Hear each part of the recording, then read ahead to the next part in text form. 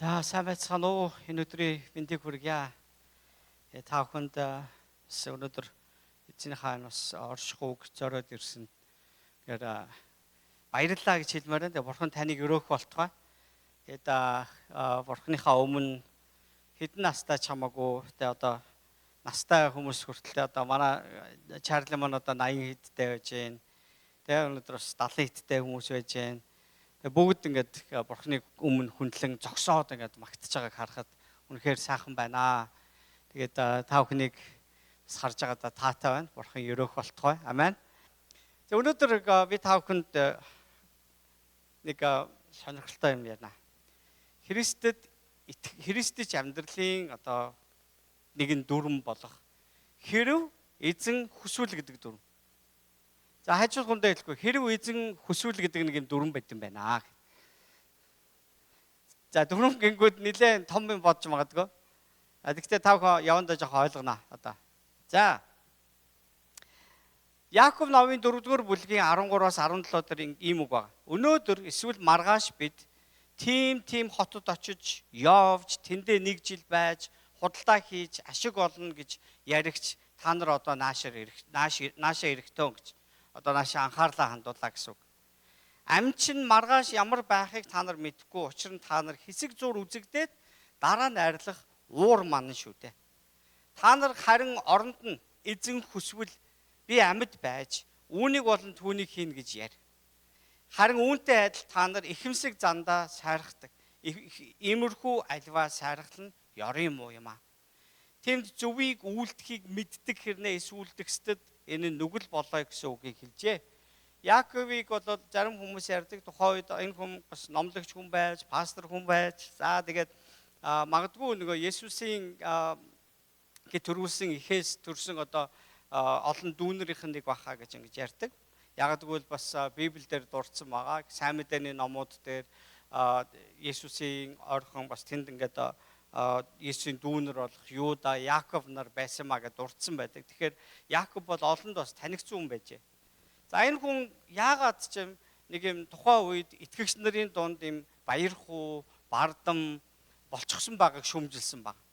За наад ингээд одоо та нар ингээд эд хөрөнгөөрөө баян байгаа чинь биш харин зүрх сэтгэл чинь юм бардам байдлаар дүүрчгсэн байгаа чинь бурханд таалагдахгүй гэдгийг хэлж байгаа.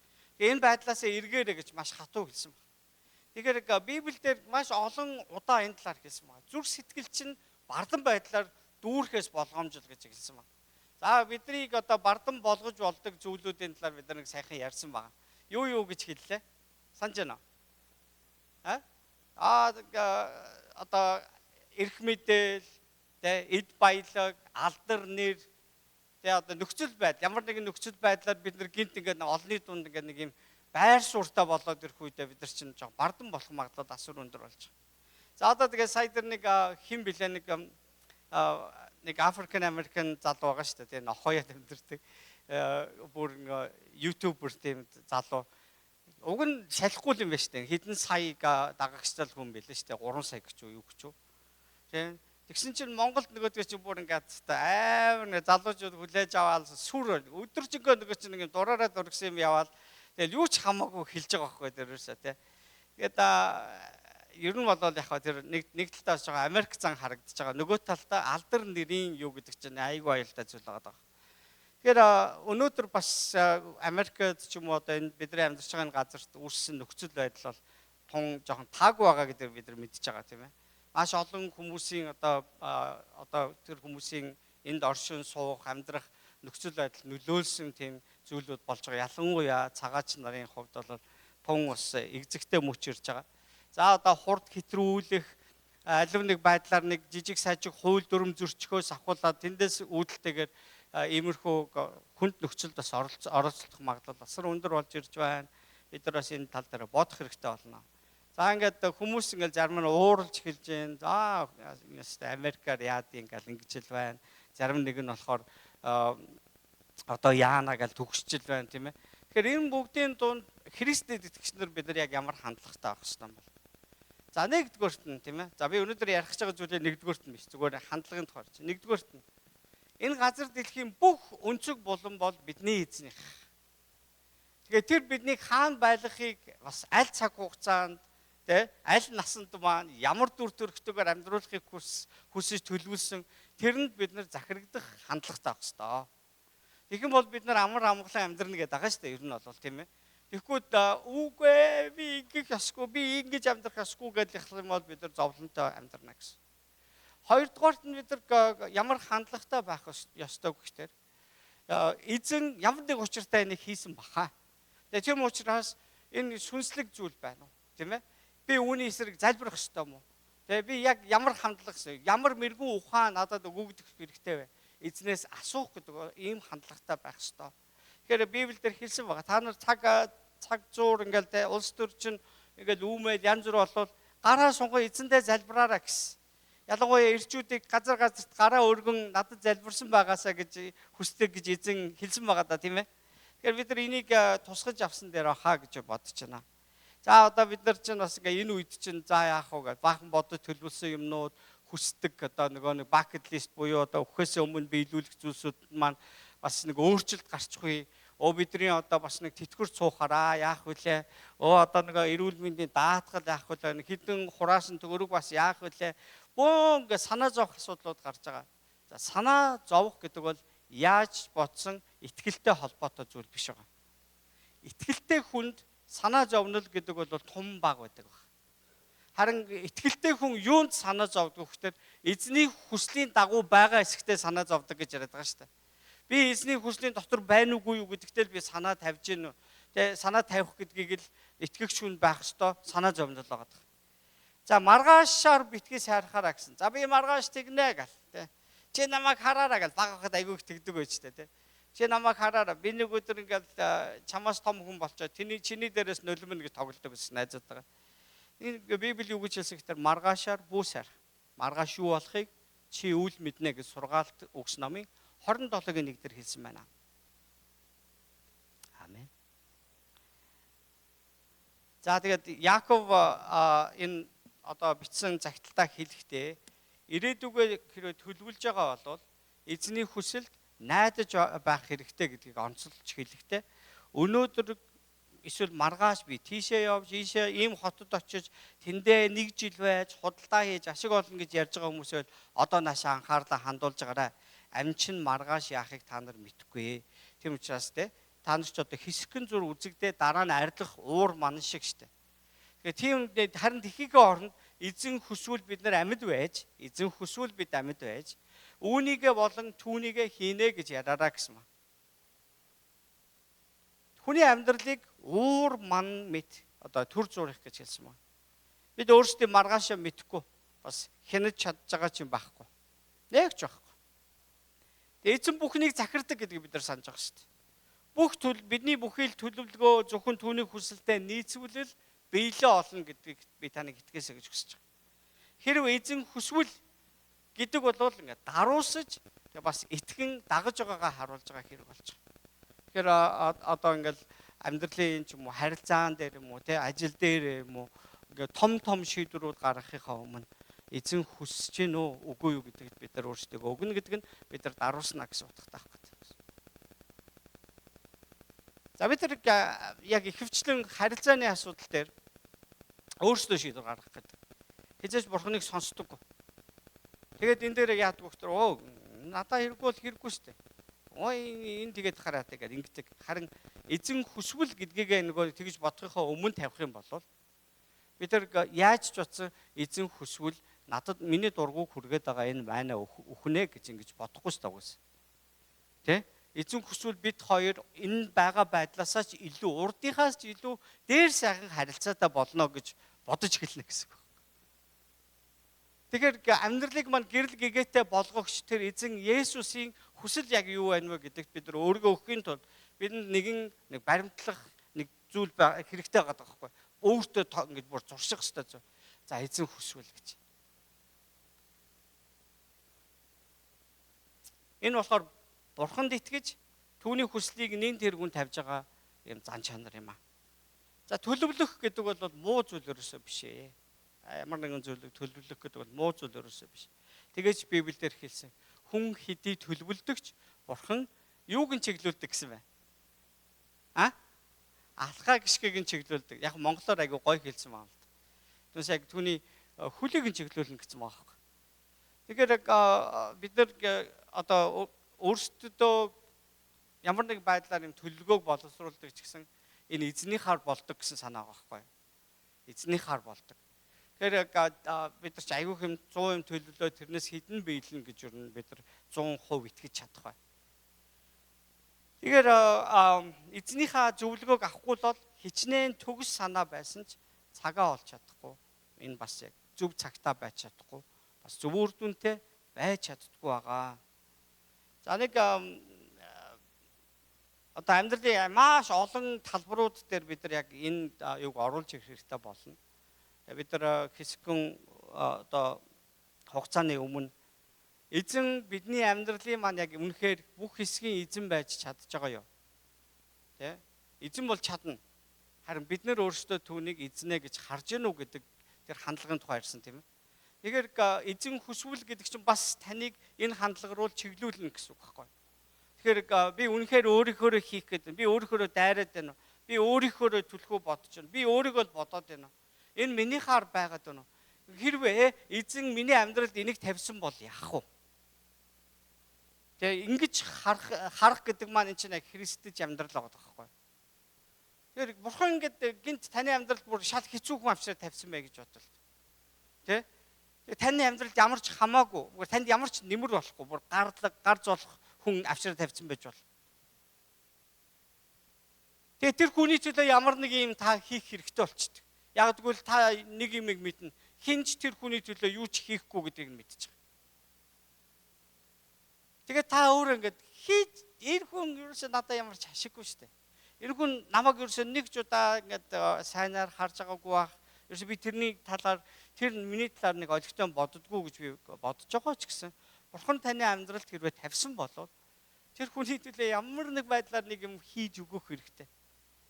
Гэдэг нь бидний одоо нэг бүр мэс чанар байгаа шүү дээ тийм ээ. За эн чинь юуг бидэнд харуулдаг гэхээр алив нэг байдлаар нөхцөл байдал сайн байх үед, харилцаа сайн байх үед, хүн танд сайн хандж явах үед та эргээгээд ямар нэгэн зүйл одоо ачиг нь хариулах гэдэг, тусыг хариулах гэдэг, сайн харилцааг буцааж ингэж хариулах гэдэг бол та маш жаргалтай хийн энийг. Харин нөхцөл байдал нь өөр жоохон ингээд танд таагүй мэдрэмж төрүүлсэн юм дээр та үнэхээр энд та өөрийгөө өгч чадахгүй байгаа бол яг одоо та Христийн хийсэн зүйлийг хийхгүй байна гэсэн үг байна. Есүсийг тийм таатаа өгцсөн гэж юу? Энэ дэлхий тийм таатаа өгдөггүй шүү дээ тийм ээ. Тэгээ түүнийг доромжилж байгаад Есүс тэдний өөдөөс эвтэйхэн ярьжсэн нь ямар учиртай. Тэгээ Исая номон дээр тэр ингээд нөгөө газар унтсан зэгсийг хүртэлтэй ингэж гიშгчиж хугачиж ингэж явахгүй. Дуу чимээж гарахгүй гэдэг нь хэрүүл уруулж хийхгүй. Энэ тухай ярьж байгаа шүү дээ тийм ээ. Хүмүүсийг өрөвдөж хайрлаж байсан. Тэгээ нэг хайрал, хөршөө хайрал, дайснаа өршөөж хайрал гэх энэ зэрэгээр ингээ яриад байгаа нь бидний амьдралын аль хэсэг дээр бас биелэх ёстой болж байна гэж. Бурхан таныг шалгах болно шүү.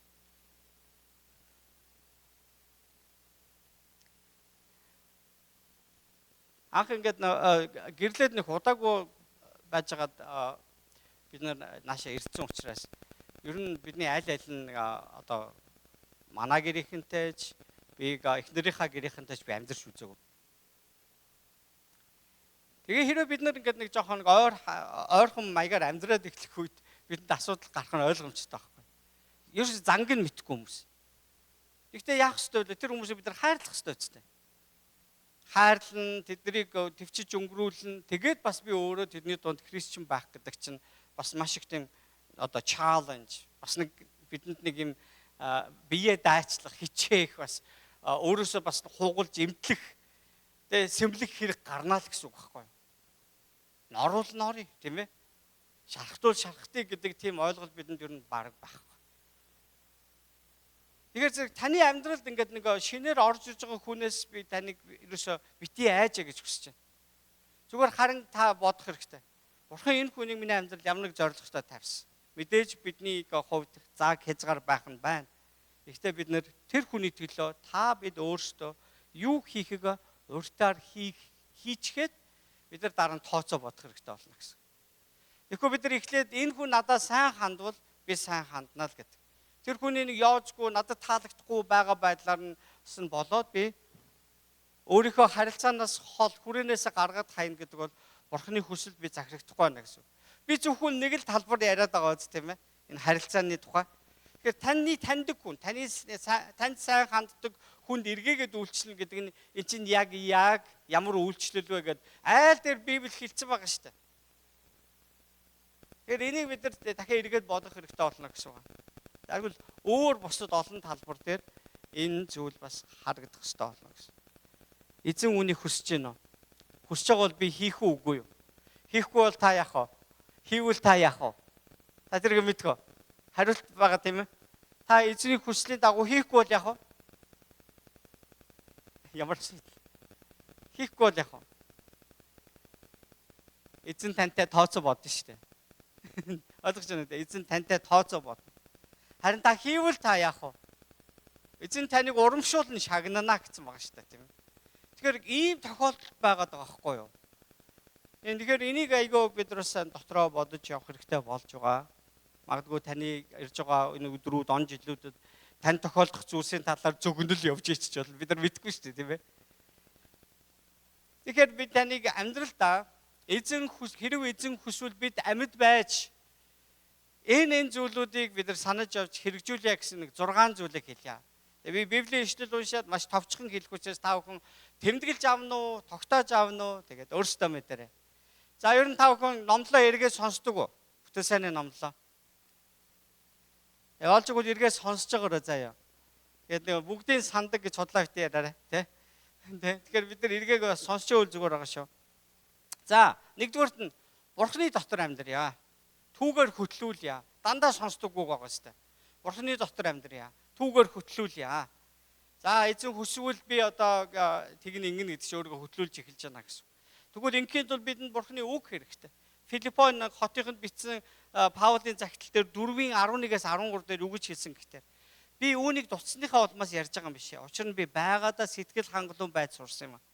Би тарчигдсан байхыг ч мэднэ, элбэг байхыг ч мэднэ, ямар ч альва нөхцөл байдал цатгалан болон өлсгөлэн байх, элбэг байх, дутагдахын аль альны нууцад би суралцсан. Намайг хүчрхүүлэгч түүгээр би бүгдийг хийж чадна гэсэн. Амен.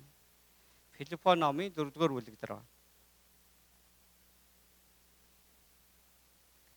2-дугаарт нь ариун амьдралаар амьдрах. За намайг дагаад хэлээрэй. Ариун амьдралаар амьдрах.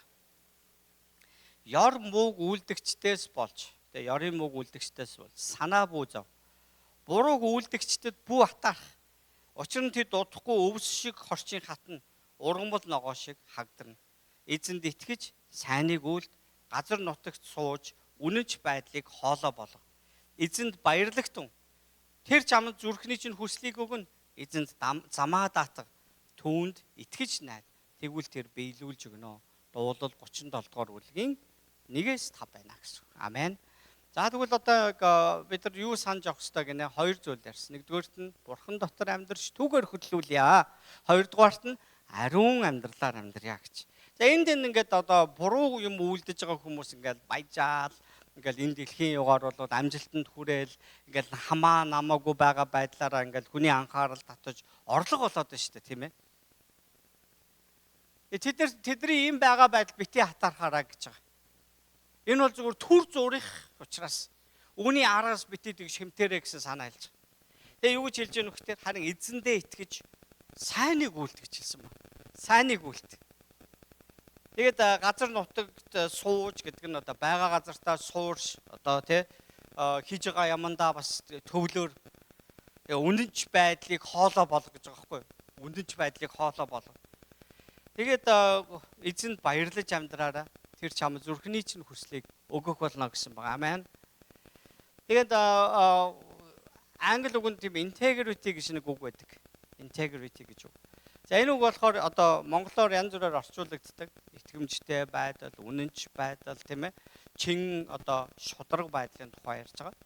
Тэгэхээр integrity гэж үг бол яг Христэд итгэгч нар бүр байх ёстой зан чанарын тухай ярьж байгаа үг байна. Тэгэхээр та ингээд одоо ингээд юу яаж штэ. Ямар нэг байдлаар ингээд нэг хин нэгэнд юм хийж өгч जैन хүний нүднээс далд нэг та ганцаараа байхдаа юм хийж जैन тэр үедээ эсвэл хин нэгэнд нэг хохирол учруулчаад түүнийг хүлээн зөвшөөрж байгаа байдал зэрэгээр ингээд харагдана гэсэн үг байхгүй. Тэгээ би одоо Америкт ирчээд нэг удаа тийм үг хэлүүлсэн байгаа. Нөгөө хэм зөвлөгөөнд ажиллаж байгаад нэг том машинтай бас жоохон машин барьж тийм том машинтай харьцаж сураг байх үедээ нэг хүний нэг шинэхэн Honda Civic машины юуг нь толын хуг дарчтэй. Тэгээд би ингээ нөгөө ойр хавд нэг хүн байхгүй маш том юм нөгөө зогсоол байгаа байхгүй. Тэгээ би бодохгүй. За ингээ яваад өгчгöd бол ерөөсөө хинч мэдгүй. Ганцхан хин харж байгаа лээ. Бурхан харж байгаа. За мэн гэрлээ чи одоо нэг бас нэг пастор шүү ухаантай юм. Тэгээд бас тэ бурханд итгэдэг хүн байж ээж. Тэгээ бурхан чамаас дараа нь асуул яана. Гүн нэрээ яг тэр үед нэг тийм нэг юм болж байгаа. Тэгээ би нэг юм жижигхэн цаасан дээр өөрөө утасны дугаарыг бичээд уучлаарай ингээд би ингэсэн маа миний нэр тэр миний утасны дагаа ингээд. Тэгсэн нөгөө хүн нь бүр ингээд маргааш нь илүү над руу залгаж байна. Сайн байна уу тэгж сайн гэлтгсэн. Миний машиныг мөргсөн хүн үл гэж. Тийм ээ би тэгсэн маа гэдэг. Миний иншүрэнс эдэр хэрэгтэй юу гэдгсэн чи харин тийм ээ гэ. За тэгээ би одоо ингээд юуг нь явуулчаа. Тэгээд одоо болоо янзлуулсан юм шиг. Энэ 2-3-7 хоногийн дараа бид нэг настай хүмүүсийн одоо нөгөө юуны газар байхгүй. Одоо retirement home. Тэтгэр суусан хүмүүсийн одоо халамжийн газар гэсэн. Тэнд очисон чинь тэрний гадаа байхгүй. Тэгээ би тэнд бас нэг хувцс ингээд зөөгөл буулгаал явжсэн чинь үүдний нэг эмэгтэй надтай их ярьдаг байхгүй. Тэгээ би бол Кристиан гэл намайг ингээл дандаа тань пастраа гэл ингэдэг. Тэгээд яасан чинь тэр манай нөгөө ажилтны машиныг мөргсөн нь чи юу гаал тэгж байна. Тэг гэсэн чинь Thank you for your integrity гэж хэлсэн. Тэ? Таны одоо юм итгэмжтэй, юм шудраг байсан баярлалаа гэж хэлсэн байхгүй. Тэгвэл бүр юу гэж хэлсэн гэж Thank you for your Christian integrity гэж хэлсэн байхгүй. Тэр чинь таны одоо яг тийм Христэд итгэгч ийм шудраг байдалд чинь баярлалаа гэсэн. Гэхдээ тэр хүл би буруу юм хийсэн биш үү, тийм ээ? Тэр хүл би үнэж байсан биш үү? Гэхдээ тэр хүн юу гэж нөхдөр тань одоо чиний яг энэ хийсэн үйлдэлээс болж манай энэ тавь хүмүүс бүгдээрээ чамаа Христэд итгэх шиг мэдлээ гэж байгаа байхгүй. Тэгэхэд би одоо юм жижигхэн үйлдэл ямар том юм нөлөө авчирч болдог вэ гэдгийг харсан байгаа. Тэгэхээр би бид бас тийм одоо нэг хоёр хүний харилцааны дунд хийж байгаа нэг алхам ажил дээрээ хийж гарч байгаа зүйл гадаа гудамжинд явж байхдаа хөршдөд хандж хийж байгаа зүйл дээр чи жижиг гэлтгүй зүйл дээр сайныг үйл дээрээ л гэж хэлж байгаа. Тийм ээ? Тэгээд эзэн баярлсан зүрхтэйгээр үүнийг үйл дээрээ гэж хэлж байгаа. Тэгэхээр энэ нь нөлөө авчирнаа гэж хэлж байна. Амен. Тэгээ гол нь ариун амьдраараа гэсэн байна. Тэгвэл ариун амьдрах гэхээр л нөгөө би завхаардгүй юм чинь ариун. Би хараал хэлдэггүй юм чинь ариун гэдэг ингээ бодоод байна. Үгүй ээ. Энд чинь бас харилцаагаа ариун байлгах тухай ярьж байгаа тийм ээ. Би хин нэг ялгаж харчихвал би ариун биш амьдрах юм гэсэн. Миний бодол санаа бохор байгаа бол ариун биш байна гэсэн. Тийм ээ. Бид нар энийг бодох хэрэгтэй. Бид нар бас заримдаа хэтрүүлж болохгүй. Бид Есүс угаасаа үүнийг мэдчихсэн. Та нарын бие аль хэдийнэ угаагдсантай адилхан болсон. Усанд орсон хүнтэй адилхан болсон. Харин хөлчин газарт байна. Энэ дэлхийд байна. Тийм учраас та нар хөлөө угаах хэрэг дахин гарнаа. Үүнтэй адилхан гимшлээд ирээрэй гэсэн тэр утгаар хэлж байгаа. Тэгээ бид нар бүр ингээд төгс ариун болж одоо энэ дэлхийн энэ насандаа амжихгүй ч гэсэн бид нар мөнхөд өөрчлөгдөх үедээ үүний учрыг бид нар бүрэн ойлгоно. Гэхдээ өөрсдийнхөө зүгээс чадах чинээгээрээ тийм ээ.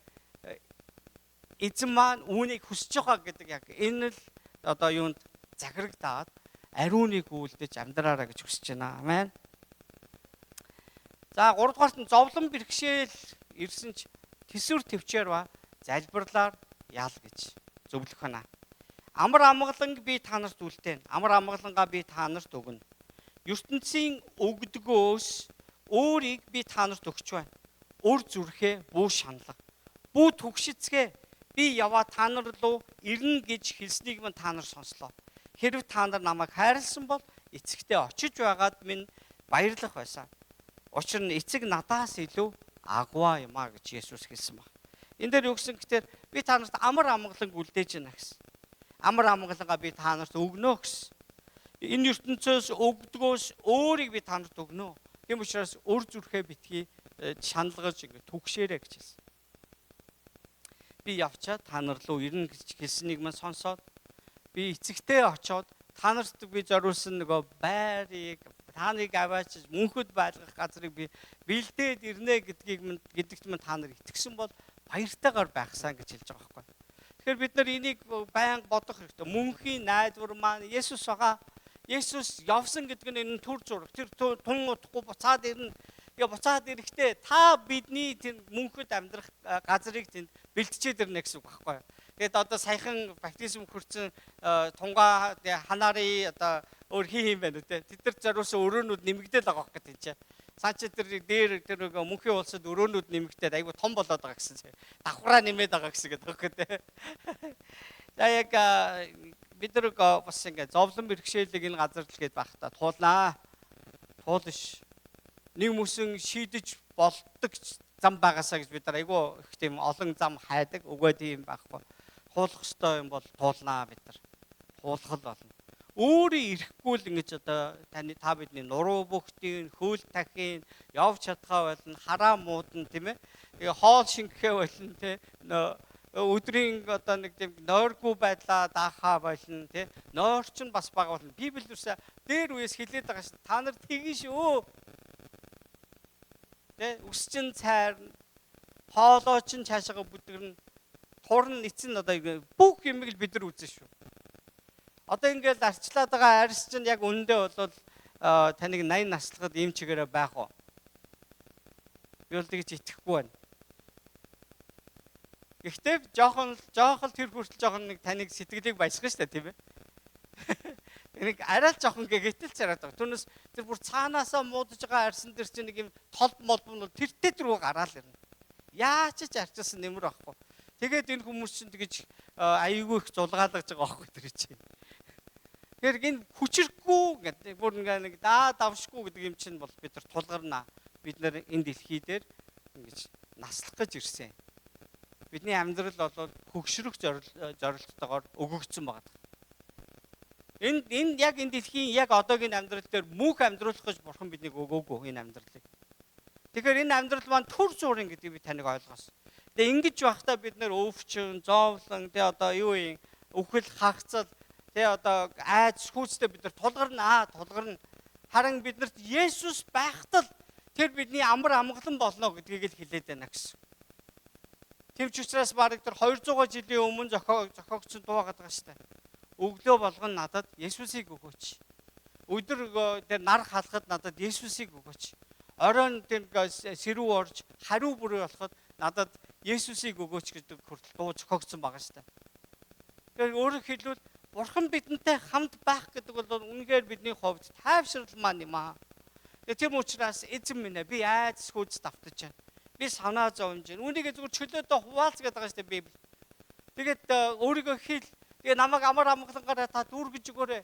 Бурхан минь өөрийнхөө ариун сүнсний тэр амар амгалгаар намайг дүүргэж өгөөч гэж бид нар залбирах хэрэгтэй. Газарт бид нар бас гараа сунган эзнийхээ нэрийг дуудаж байх тухай зөвлөгөө Библи бидэнд өгөгдсөн байна. Амен. 4. Бурханаас өгсөн авьяас чадварыг хэрэглэн амьдрах хэрэгтэй. Бурханаас өгсөн авьяас чадварыг хэрэглэн амьдрах хэрэгтэй. Бурханаас өгсөн авьяас чадварыг хэрэглэн амьдрах хэрэгтэй. Амен тийм ээ. За нэг дээр нэг баг байсан маа гэж одоо хойрмоор байсан юм уу. Энэ нэг Багдалынхаа багийн бас нэг өдөрдөгч маягтай болцсон. Тэгэл жоохон давтлаг хийгээл ингээ байжсан чи. Би бид нар бас нэг юу эхлэхээс давтлаг эхлэхээс өмнө ингээд бас цуглаан хийдэг байхгүй. Тэгээд ингээд мөргөл үлддэг. Тэгээд номлол хийж байгаа би тэхгүй. Ер нь бол авьяас чадвараараа биш бид нар бурхны ариун сүнсээр гэдгсэн чинь баруун нэг найз амар ууралдаг байхгүй. Чи одоо дандаа ингээл те авьяас чадвар чухал биш гэ тэгээд байж шүү. Дандаа тэгээд байна. Би авьяастай. Тэгээ яах юм чи гэдэг амар уурсах. Тэгээд ихэд бодсон. За би самуугүй ярьж болохгүй юм шүү. Залуу номлогч байсан шүү. Заяа. Тэгээд бас зарим юмыг бас ойлгоогүй байсан. Бурхан бидэнд угаасаа авиас чадварыг өгсөн байгаа. Хүн болгон адилхан биш гэдгийг л хүлээн зөвшөөрөх. Хүн болгон адилхан биш. Би бол нэг тийм авиас чадвар том багтаа хүн шүү дээ ер нь бол. Гэтэл хүн болгонд бүр нэг юм сонин юм маш гоё юм чимхлүүр юм жижиг сажиг юм ямар их авиастай байгааг харахтаа бас битүүхэн атаархан заяа. Энэ хүү яаж ингэж хийгээд байна? Би зурч чадахгүй. Би миний бичиг бол өстой үнэхээр инээдтэй бичиг. Надаар юм бичүүлнэ гэж битээ асуугаараа заяа. Шивэд өгөөгүй шивэд өгнө. Хүн болгон шал өөр ондоо авьяастай. Тэ? Бичдэг, ярьдаг, дуулдаг, хөгжимждэг, тийм ээ. Зохион байгуулдаг, тэ эмхэлдэг. Тэгэл одоо ямиг зургалдаг, дүрсэлдэг, зохиодог. Янз бүрийн авьяас бидэнд байгаа. Харин тэр авьяас чадвараа хэрэглээрэй гэж бурхан хэлж байгаа. Амен. Би энэ золоо цемагийн ерөөсө очиж амжаагүй бол их олон жил явсан байгаа. Тэгээд нэг саяхан нэг очичоод гэрт нь өлгөөсд зургнуудаа ингээд энэ хиний зураг, энэ зураг гэдээ явуулсан чинь энэ цемачс аюултай зурд юм л шүү дээ. Бүр зураач юм бэл шүү дээ. Тэ? Мондөг зураач л шүү дээ, тэ. Тэгээд тэр зургнуудыг яачаа би чи ийм авьяас энэ зургийн авьяастай хүн байна шүү дээ гэж харсан байгаа. Манайхан янз янзын авьяастай хүмүүс байна шүү дээ, тийм ээ. За одоо манай гамбагийн авьяас байгаа шүү дээ, тэ. Нөгөө юмыг ингэж эвлүүлж хийхтэй. Бүр ингэж тэр бол ерөөсөө мэдгүй. Тэр бодоод байгаа мó зүгээр бодохгүйгээр тэгж хийгээд байгаа би ойлгоогүй шүү дээ. Нэг машин жишээл юм хийж явахдаа ингээл наашаас нэгсээр бүгдийг багтаагаад тавьчих. Нэг юм багшны хайрцагнаас нь би ганц түлхүүр авах гэж бүгдийг ингэж хагаад аваачаа буцаага ясаж багтдаг вэ. Тэр нэг жижиг юм хийц байгаа байхгүй. Тэс төмөн юм. Тэгс чинь нөгөө чинь эргэж ирснэ ингэж яснаа яг хിവэр нь хийчихэд босоод ингээ яваад гэдэг байхгүй тоохгүй. Тэгээ би харчаад энэ хүнд өгсөн бурхнаас өгсөн өгөгдөл байгаа байхгүй тийм. Энийг харин бид нөгөө яг хэрэглэх тэр нөхцөлд бид нар бурхны өмнө өөрсдөө өгөх хэрэгтэй болно гэсэн үг. Яалтж авахгүй тийм байвал яах вэ? Нэг хэсэг би маш олон хүн нүүлгээл явдаг гэсэн шүү дээ. Одоо ч манайхан ч тэгэхээр болчихтэй. Хүүхдүүд нь ч томорцгоочлоо тэгээ. Анх бол ер нь ингээд бас ингээд ганц бие хүмүүс цуглаанд их ирдэг ах чи тэднийг нүүлгэж байрал явна. Ингээл явдаг гэсэн. Тэгсэн чинь нэг удаа манайг найз тэгсэн. Гаднаас энэ Монголоос ирчээд нэг явах та. Чи яагаад хүн болгоны нүүлгэж өгөө дээ? Өөрсдөө нүүч болдгоо юм гэсэн. Тэг би яагаад тэгээд байгаагаа ойлгоогүй. Тэ? Гэхдээ миний хувьд бурхан надад өгсөн нэг юм сэтгэл байгаа юм болоо. Тэ? Би юу ч боддоггүй. Тэгээд энэ ариука надаар нүүлгүүлчээд ингээд гал ингээ араас нь нэг заваарсан тийм ерөөс надад байдаггүй. Тэг би тэрийг юу гэж ойлгосон гэхээр бурхан намайг ингээл бүтээсэн юм. Тэгэхээр би одоо энэ чигээрэл амьдрах. Би өөр хүн болох гэж хичээх шаардлага байхгүй. Энэгээрээ би үйлчилж амьдрах ёстой. Тэгэхээр Библийн ишлэл бидэнд юу гэж хэлсэн? Филиппо хотын хандаж Паул юу гэж хэлсэн гэхээр эзний дотор үргэлж баярал байгаа юм да, тийм ээ. Би дахин хэлье. Баярлагдсан гэсэн. Та нарын төвчээр бүх хүмүүнд мэддэг эзэн ойрхон байна. Юунд ч битээ санаагаа зов. Харин алив зүйл залбирлаараа болон гуйлтаараа таларгалтайгаар хүсэлтэд бурханд мэдүүлээ гэсэн. Бүх оюун ухааныг давах бурханы амар тайван нь та нарын сэтгэл санааг тийм ээ Христ Есүс дотор хамгаална. За эцэст нь ах トゥ нараа юу нь үнэн? Тэ юу нь хүндэтгэлтэй? Юу нь зөв? Юу нь ариун? Тэ юу нь сайхан? Юу нь цаашаалтайг? Мөн аливаа сайн үйл байвал магтууштай. Ямар нэгэн юм байгаа бол эдгээрийг тунгааж бодороо гэсэн. Та нар надаас суралцсан хүлээн авсан сонссон харснаа хэрэгжүүл амар тайвны бурхан та нартай хамт байх болно гэсэн байна. За одоо ингээд бид нар чинь ингээд нэг заримдаа яг нэг тийм үе ирдэг штэ. За Крисмас баярын өдрийн одоо ингээд юм концерт гэх юм уу, тэгээ одоо тоглолт гэх юм уу, баяраа бид нар ингээд хамт яг 25-ны өдрөө тэмдэглэж байгаа штэ. Яг энийг хийх ёстой юм уу үгүй юу гэдэг асуулт гараад ирнэ тийм ээ. Жил болгоо ингээд нөгөө л дуунуудаа дуулаад ингээд ийм гарнаа да тий. Тэнгүүд эр үед хүн болгонд яг ямар ийм нэг сорилт ирж гэнэ үг гэхтэр Би өөрийнхөө авьяас чадварыг одоо дургүй байгаагаараа би энд оруулж миний хуруу гар энд оролцохгүй те миний сэтгэл санаа цаг завын зориулагдахгүйгээр ингээ өнгөрөөж байгаа бол би бурхандаа үйлчлэхгүй байна гэсэн. Тэгээ бид нар хийх хэрэгтэй болно л гэсэн. Ядарч байгаа ч ерөөсөө хамаагүй шүү дээ. Тийм ээ? Энийг бид нар олон дахин хийгээд байгаа нь ерөөсөө хамаагүй шүү дээ. Дандаа нэг гутгаар юм яриад байгаа нь хамаагүй байхгүй юу? Харин тэр цаг үед танд энэ үнийг хийж чадах авьяас чадвар байгаа юу? Тэрүүгээрээ байдгаараа зориулаад явбал эн чинь эзний өмнө тааламжтай зүйл байх болно гэдгийг хэлж байна гэсэн. Тэгээ тийм учраас бид нар энийг хийхдээ цааргалахгүйгээр нөхцөл байдлаа тоочгүйгээр, учир шалтгаан тоочгүйгээр, шалтгаан тоочгүйгээр юун зөвийн, үнийн, хүндэтгэлтэй, ариун юмын, сайшаалтай энэ үнэхээр сайн үйл юм уу? Үүнийг тунгааж бодоод эзэн энийг хүсэж гин гэдэг захирагдаад бид нар өөрсдөө өгдөг байх ёстой гэж уриалмаар байна. 5. Есүсийг дуурайн түүний зан чанараар амьдрах хэрэгтэй. За энэ Матай номын 6-гийн 25 дээр энэ Матай хэлсэн байгаа. Иймд би та нарт хэлье. Юу идэж, юу уух вүлээ гэж амийнхаа төлөө санаа бүүзав. Мөн юу өмсөх билээ гэж биеийнхээ төлөө санаа бүүзав. Амин хоолноос, биеийн хувцснаас илүү эрхэм биш үү? Тэнгэрийн шуудыг хараач. Тэд тариа тарьж, хурааж, сарвчанд хадгалдаггүйч тэнгэрлэг эцэг чинь тэднийг тэжээдэг юм аа.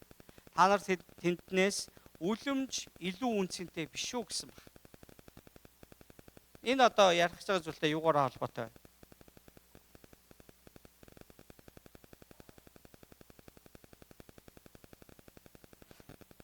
Санигийн болсон нэг эдэн найзууд явж байгаа. Цагдаа зогсоосон чинь нэг нь жоохон асуудалтай байжгаад би одоо баригдах юм бол асуудалд орно гэд хажуудаа явж байгаа хүнийхээ бичиг баримтыг аваад ингээд өгсөн баг. Нөгөө хүүхэд нь ч тэгэл өгч өгдөг. Тэг нэг 19 20 хүүхдүүд л байхгүй.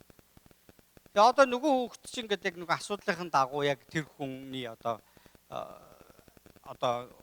үүрэх ёстой зүйлийг үүрэх болчоод ингээд яваад байгаа байхгүй. Тэг энэ шудраг биш үстэй. Тэгэхээр Христэд итгэгч хүн байлаа гэж бодоход би нөхцөл байдал надад хичнээн муугаар эргэж байгаач би буруу юм хийсэн бол үүнийхээ юг би үүрхэл ёстой болно гэсэн. Тэгэхээр Есүс Христ тийм ээ бүр тийм үгэлж байгаа шүү дээ. Гитсмен цэцэрлэг залбирч байх та. Аава та хүсвэл энэ аяхыг гэдэг нь энэ үхлийг гэсэн үг байхгүй юу? Тэгээ энэ үхлийг надаас зайлуулаач. Гэхдээ минийхаар биш танийхаар болог гэж хэлж байгаа байхгүй юу? Тэ? Аава таны хүслээр болог. Тэгвэл эцгийнх нь хүсэл юу гэхээр түүнийг загалмаа дээр өхүүлэх явуулсан. Хүмүүсийн гарт өгөх. Тэгэхээр бид нар яг буруу юмны төлөө хин нэг энийг даах биш. Бид нар зөв зүйлийн төлөө өөрсдийгөө одоо зөв зүйлийн төлөө бид нар өөрсдөө Христийн төлөө, бусдын төлөө бид нар ачаа уурж байгаа бол энэ бол зөв хэрэг. Буруу юмныг бид нар хамгаалах гэдэг бол буруу зүйл. Бид нар энэ дээр юг харах вэ гэхээр Христийн зан чанарыг дуурайх хэрэгтэй болно гэсэн. Би өөрөө буруу юм байсан бол түүнийг би хүлээн зөвшөөрнө. Үнийгээ үүрнэ. Тийм ээ? Би ингэж явах хэрэгтэй. Би зөв одоо аашаар шиг гаргах хэрэгтэй бол би шийдвэрээ гаргаж Христийг дуурайх хэрэгтэй болно л гэсэн. Нэг Есүс нэг 5,000 хүнийг хоололдог шүү дээ, тийм ээ? 5 таалах. Тэ? Хоёр загсаар ингээ хоолсон ба. За тэгсэн чи дахиад нэг Есүсийг дагаал сургаалд сонсоод яваад байгаа хүмүүс чинь хоолг болцсон. Өлсөж эхэлсэн. Энд тэнд ингээд юм сонин царайсан хүмүүс суугаадсан. Тэгсэн чинь Филипп гэдэг нэг хүн нэрдэг үстэй. Багшаа. Нөгөөдөл чи дахиад хоолг болчих. Тэгсэн чинь Есүс юу гэж хэл? Та нарт тэднийг хоолол гэж хэлдэг байхгүй.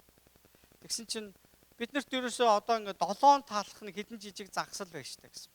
Өө эдний чинь хоолох юм бол бүр 200 динар буюу тэр одоо бараг л 20 жил мөлийн ажлын хөлс тэр тэнцэхээр тийм их хэмжээний хөрөнгө зарах. Бид нар тийм үг байхгүй шүү дээ. Есүс яагаад асуусан гэхтээ та нарт тэднийг хоолол гэсэн. Та нар одоо би урд нь тэднэрт яаж хандсан шиг та нар бас одоо тэдэнд тэгж хандах ёстой гэдгийг хэлж байгаа л гэсэн үг байна. Тэгэхээр бид нар Христийн зан чанарыг дуурайна гэсэн үг байна.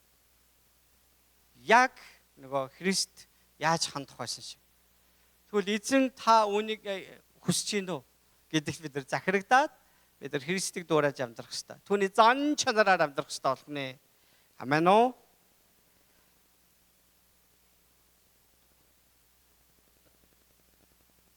Бөөр ингээд нэг хэдэн жилийн өмнөөс ахуулаад нэг хүн надад нэг жоохон таагүй хандаад байгаа.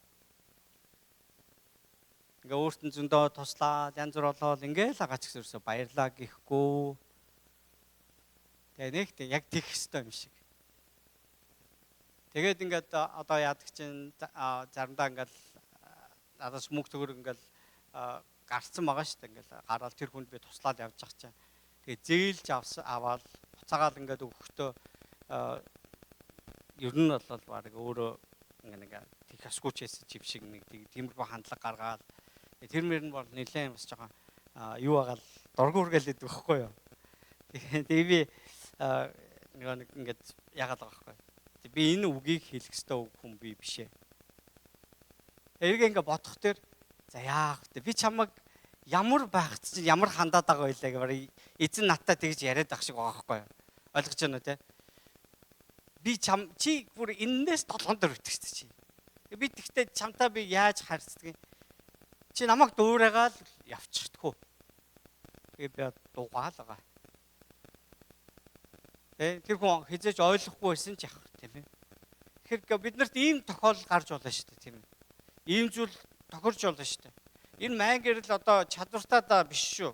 Энэ бол авиас чадвар ерөөсөө биш. Энэ бол зан чанар, мэс чанарын тухай. Энэ бас бид нар мэс чанарынхаа дагуу Христийг дуурайж сонголт хийж байгаа байхгүй.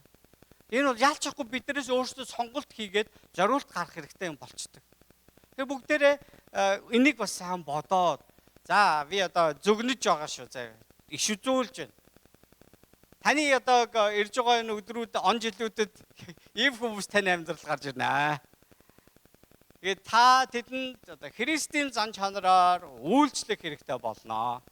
Би таныг маш их баяр хөөртэйгээр үйлчлээсэй гэж өрөөж байна. Урайлж байна. Хамгийн сүүлд нь Бурхны амласан үгийн дагуу алсын хараатай амьдрах нь зөв шүү. Есүс одоо Бурхан Иремья иш үзүүлэгчээр дамжуулж ингэж хэлсэн. Учир нь та нарт зориулж байгаа төлөвлөгөөнүүдийг би мэдэх бөгөөд тэдгээр нь та нарт ирээдүй ба найдварыг өгөх гайхамшигын биш сайн сайхны төлөөх төлөвлөгөөнүүд юм а гэж эзэн тунхаглаж байна. Нөгөө төлөвлөгөө чинь эзнээс ирсэн гэсэн утгатай. За тэгээ одоо би та нарт ямар одоо төлөвлөгөөнүүд өгч байгаа гэдэг. Ирээдүй ба найдварын гайхамшигын биш юу нэгсэн сайн сайхны төлөөх төлөвлөгөө юм а гэсэн. Бурхан өөрийн хүүхдүүдийн сайн сайхны төлөө тэр хайр инэрлээ үзүүлж байдаг Библиэлд хэдэн ч удаа дурдсан тийм ээ. Тэгээд бүр ингээд өөрт нь найддаг, өөрийнх нь зорилгын дагуу дуудагдсан, өөрийг нь хайрладаг тэр хүмүүсийн төлөө амьдралд нь болж байгаа зүйлсүүд ингээд хутгаж найруулаад гоё амттай салаад гаргадаг шиг бүх зүйлийг тэдний сайн сайхны төлөө байлгахаар ажилуулж чаддаг нь эзэн юм аа гэж Библи хэлдэг байхгүй. Бурхан ийм болол бид нар бас үнэндээ бас эзний хүсэл ингэж өөрийгөө даатгах гэдэг нь үнэхээр зүв байх гэдэг нь гэсэн үг. За. Би яриагаад дуусгач. За та ер нь Бурханаас одоо ингээл за надад та хэдэн нас өгөөч ингэж ингээл бас залбирдаг л баг тийм ээ. Жохон залуу итгэж явахд бол зөндөө тэгдэг байлаа. Та надад 100 Мосе шиг 120 жил амьдрахыг зөвшөөрсөн. 120 жил амьдрч бас яах гэж байгаа юм тий. Тэгээ нөгөө ер нь 80-аас нь хойш юм уу 90-ээс нь хойш бол юу хийж байгааг мэдхээ болчих тий. Тэгээ тийм хачин 30 жил өнгөрөөгөөд өгөхгүй. Мосег үе чинь шал ондоо үе байгаа шүү дээ тий. Тийм биз дээ. Тэр чинь нэг ухаан саруулдаг амар хүчтэй байгаа шүү дээ Мосе өдр чинь тий. Тийм байж шүү дээ. 80 настай Калебыг бас Калебтай барьцлаа. За Калеб шиг одоо тэг эзэн миний 80-тай үедээ гар хөл маань хүчтэй тэнхээтэй ухаан саруул байлдахтайгаа барилдахтайгаа баймаар гал зөндөө залбирсан. За одоо тэг саяхан нөгөө нэг хэдэн нас хүрлээ шүү дээ тийм ээ. Тэгээ өнөөдрийн байдлаараа энэ 80-тад ийм тиймэрхүү байж чадахгүй нэ. Тэгээ 9 настайгаа барилдахтаа ингэж байгаа юм чинь 80-тад бол ер нь явчих шинж юм бол яачлаа. Энэ биднийхаар ерөөсөө байдаггүй гэдгийг би хэлэх гээд байна гэсэн. За болоо. Биднийхаар байдгүй юм байж. Тэгвэл одоо эзнийхаар болов. Эзэн надад яг энэ дэлхийд амьдрах хэдэн он жилүүдийг өгсөн. Би түүнд өөрийгөө өгье. Эзэн миний өнөөдрийн энэ өдрүүдийг яг ямар байгаасаа гэж хүсчихэд тэр нь би өөрийгөө өгье. Харин эзэн минь ээ, та юу хүссэн тань төгс гэдэгт би үнэхээр итгэхийг хүсэж байна. Надад та туслаач. Тэгээд тэр таны төгс төлөвлөгөөнүүд дотор төлөвлөгөөнүүдийн нэг хэсэгт миний амьдрал ингэж бас цэцгэлсэн байгаасаа гэж хүсэж. Үүгээр таны нэр алдарсан байгаасаа гэж хүсэж гин гэж залбируул зүгээр юм болов. Би таныг нүдэн ханаад надтай хамт залбираасаа гэж хүсэж байна. Тэгээ намайг дагаад залбираарай гэж хүсэж байна.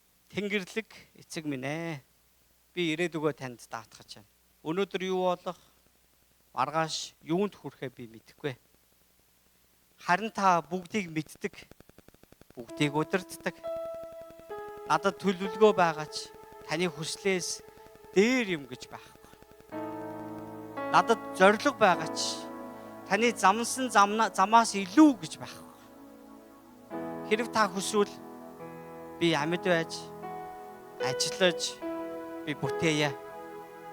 Хэрв та хүсвэл би зүрх сэтгэлээ ариун байлгаж, би хүмүүст туслая, хайрыг харуулъя. Өнөөдөр, маргааш, ирэх жил бүгдийг таны мотор даатгаж байна. Надад зөв зүрхийг өгч. Бүх үйл хэрэг дээрээ альвааг үйлдэж явахдаа хэрв эзэн хүсвэл гэж боддог, ханддаг баймаар байна. Таны хүсэл хамгийн сайн, хамгийн төгс, хамгийн хайр дүүрэн билээ эзэн. Есүс Христийн нэрээр залбирч байна. Амен. Амен.